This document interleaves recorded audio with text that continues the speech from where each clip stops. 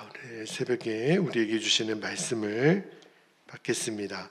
오늘은 잠언 20장 14절, 15절 두 절 말씀만 우리가 함께 봉독하도록 하겠습니다. 14, 15절 같이 읽겠습니다. 시작.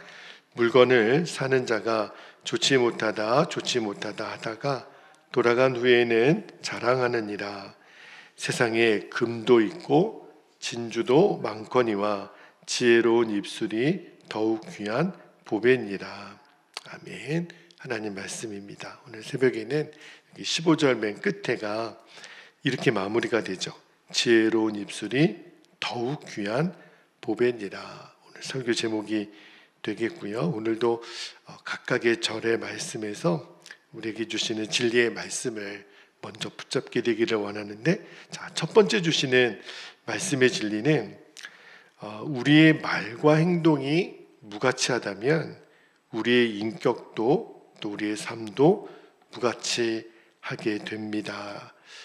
좀 말씀을 좀 나눌게요. 그러니까 말과 행동하고 우리의 인격과 삶이 같이 간다는 거예요. 자, 14절 말씀에 보면 굉장히 재미있는 표현이 나옵니다. 여기 보니까 물건을 사는 자가 좋지 못하다 하다가 돌아간 후에는 자랑하느니라, 이렇게 되어 있는데, 이 말씀이 어떤 의미를 담고 있냐면, 여러분 이제 시장 같은 데서 물건을 사고 팔 때 말입니다. 그때 이렇게 좀 안 좋은 그 사람들의 흥정하는 모습을 지금 빗대어 얘기하는 건데, 여러분 그 좋은 물건을 싸게 사기 위해서 흥정할 때 이런 거 있잖아요. 이거 흠이 많네, 이게 벌레 먹었네, 이게 상품이 좀 싼 거 같네, 이렇게 좀 비아냥거리는 행동을 이렇게 묘사하는 말씀이거든요. 여러분 오늘날에도 그런 일이 있을 수 있는데, 저는 말씀을 읽다가 옛날이나 오늘날이나 사람들 살아가는 모습이 별반 다르지 않다는 생각이 들어요. 물론 이런 일은 흔히 있는 일이기 때문에 뭐 별거 아닌 거라고 넘길 수 있겠지만, 이 14절 말씀이 우리에게 가르쳐주는 교훈이 뭐냐면, 우리 사람 안에 있는 이 거짓된 속성 그리고 이기적인 마음을 지금 지적하는 거예요. 여러분 요즘은 거의 그런 게 없었지만, 옛날에는 우리나라도 이게 재래시장 같은 경우, 뭐 백화점이나 마트에는 다 이렇게 정찰제가 되어 있기 때문에 물건을 싸게 해달라고 말하기는 좀 어려웠는데, 옛날에 이제 시장 같은 데서는 좀 깎아주세요, 이게 우리의 일상 언어였어요. 그리고 물건을 파는 입장에서도 좀 이렇게 좀 싸게 깎아주는 게 미덕이었거든요. 자, 그런데 그게 이제 일반화되다 보니까 어떤 문제가 폐단이 발생하게 됐냐면, 이 판매자는 상인은 이윤을 남겨야 되기 때문에 원래 가격보다 높게 얘기를 하는 거예요. 그러면서 마치 선심 쓰는 것처럼 내가 당신에게만 싸게 해주는 거예요, 남한테 얘기하면 안 돼요, 이러면서 이제 그 물건을 팔았단 말입니다. 또 사는 입장에서는 물건을 아주 싸게 어느 정도 이제 이렇게 싸게 해줘야 아주 덮어놓고 안 깎아주면 안 사는 것처럼 옛날에 우리가 그렇게 했거든요. 그러다 보니까 어떤 문제가 생겼냐면, 서로가 서로를 못 믿는 거예요. 그러니까 이 사람이 나에게 비싸게 팔려고 물건을 높게 부른 다음에 나에게 파는 거구나. 그리고 상인 입장에서 이 사람이 터무니없이 물건을 깎네. 그러니까 서로가 서로를 믿지 못하는 불신이 생긴단 말입니다. 물론 이제는 거의 그런 일이 없는데, 지금 생각해 보면 우리나라도 말입니다. 지금 이렇게 뭐 여러 좀 이렇게 나라들 다닐 때 이런 경향이 있잖아요. 이 사람들 틀림없이 이 가격이 제 가격이 아닐 거야, 이렇게 높게 불러놓고. 그러니까 우리도 다른 나라 이렇게 갔을 때 싸게 깎아달라고 이렇게 우리가 막 이렇게 흥정을 하듯이, 옛날에는 그 외국 사람들이 한국에 와서 이렇게 쇼핑을 할 때 지침서가 있었다는 거예요. 정가는 없다, 무조건 깎아달라. 그게 그 여행 가이드의 명시가 될 정도로, 그러니까 왜 이런 지경까지 왔냐면 사람들이 거짓말이 일상이 되니까, 그리고 이기적인 마음에서 이렇게 시작이 되는 거는요, 결국은 엄청난 불신과 관계의 단절을 가져올 수밖에 없다. 그거를 지금 지적하는 거예요. 그러니까 말씀을 준비하면서 우리도 저 또한 너무 쉽게 뭐 이 정도쯤이야 하고 넘겨버리는 이 진실을 왜곡하고 또 정직이라는 가치를 망각할 때가 얼마나 많았나 하는 생각이 들어요. 이거는 절대로 그냥 웃어 넘길 수가 없는 문제이거든요. 그러니까 좋은 게 사실은 아닌 거예요. 그래서 사도 바울이 데살로니가전서 5장 22절에 이렇게 강하게 경고하죠. 말씀을 볼까요? 악은 어떤 모양이라도 뭐하라고요? 버리라. 이때 이 악은요, 진실은 진실로 이야기를 하라는 거예요.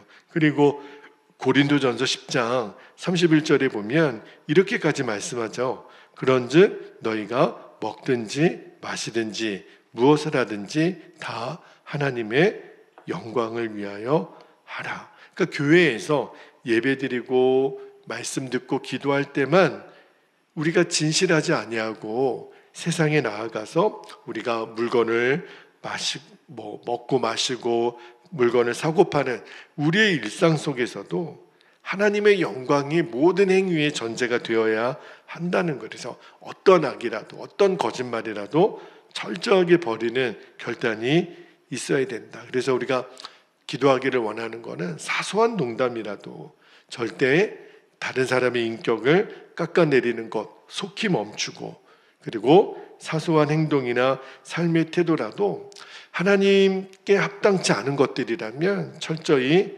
제거해 나갈 수 있기를 축복합니다. 이것이 우리가 습관이 되면 점점 하나님의 성품을 닮아가는 성화와 변화의 역사가 일어나는 거예요. 그리고 우리의 말과 행동이 이제 믿음직스럽게 되는 거죠. 이런 거예요. 아, 역시 교회 다니시는 분들은 정확해. 교회 다니시는 분들은 틀림없어. 성도님들은 내가 신뢰할 수 있어. 이런 것이 이 사회에 온전히 영향력이 되기를, 그래서 정말 우리가 신뢰를 회복하는 역사가 있기를 주님의 이름으로 축복합니다. 자, 두 번째 주시는 말씀의 진리예요. 이미 잠언에서 여러 번 다뤘던 주제 중에 하나인데, 금이나 진주보다 지혜의 말이 더욱 보배로운 가치를 지니고 있습니다. 이 말씀을 좀 나눌 텐데, 자, 15절 말씀을 다시 한번 볼게요. 세상에 금도 있고 진주도 많거니와 지혜로운 입술이 더욱 귀한 보배니라. 오늘 설교 제목이기도 한데요. 여러분, 요즘 금값이 엄청나게 오른 거 아시죠? 10년이나 5년 전에 비하면 거의 얼마나 많이 금값이 오릅니까? 진주는 제가 값을 모르겠지만 사람들은 이 금이라고 하는 금속을 굉장히 가치 있는 것으로 여겨요. 왜 그럴까요? 금은 흔하지 않기 때문에 그래요. 그 희소성 때문에, 그죠? 그리고 금으로 우리가 어떤 것들을 물건을 대용할 수 있는 그런 가치가 있다라는 것을 알잖아요. 이게 금이 참 아름다운 보석 아닙니까? 얼마 전에 프랑스의 어떤 큰 박물관에서 오래된 그 귀금속들을 실제로 도둑 맞는 일이 있었다고 이렇게 언론에 나오는 걸 봤는데, 와, 참 그 금 보석들이 너무너무 그 옛날에 만들었는데도 그렇게 아름다울 수가 없더라고요.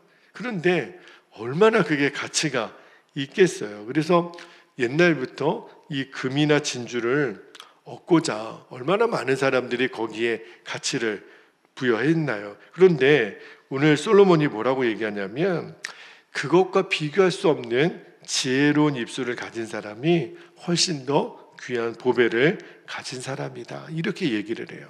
여기 성경에 귀하다라는 표현이 있죠. 이게 두 가지 의미가 있더라고요. 가치가 있다. 또 하나는 찾아보기 힘들 정도로 희소성이 있다. 이 입술에 대한 이야기는 솔로몬이 이 본문 말고 잠언 곳곳에서 말씀을 했잖아요. 자, 여러분 입술의 중요성을 왜 이렇게 잠언에서는 강조하는 줄 아십니까? 그만큼요. 입술의 지혜를 가지고 산다라는 게 어렵다는 거예요. 그런 사람을 찾아보기가 힘들다는 거예요. 그러니까 우리가 보통 어떤 사람이 이분이 참 지혜롭다, 현명하다, 현숙하다, 어떤 걸 보고 말하냐면 그 사람이 말하는 말이 그렇다는 거예요. 행동이 그렇다는 거예요. 여러분, 우리가 서로 사랑하자 이런 말을 많이 하고 세상에서 예수 안 믿는 사람도 사랑이라는 말을 늘 강조하지만, 그러나 실제로 진짜 사랑을 실천하는 사람을 찾기가 어렵잖아요. 똑같이 지혜로운 입술을 가진 사람이 그만큼 적다는 거예요. 사실 이 어리석은 입술 때문에, 아무렇지도 않게 나오는 말 때문에 공든탑이 무너지는 일이 얼마나 많은지 몰라요. 말 한마디 때문에.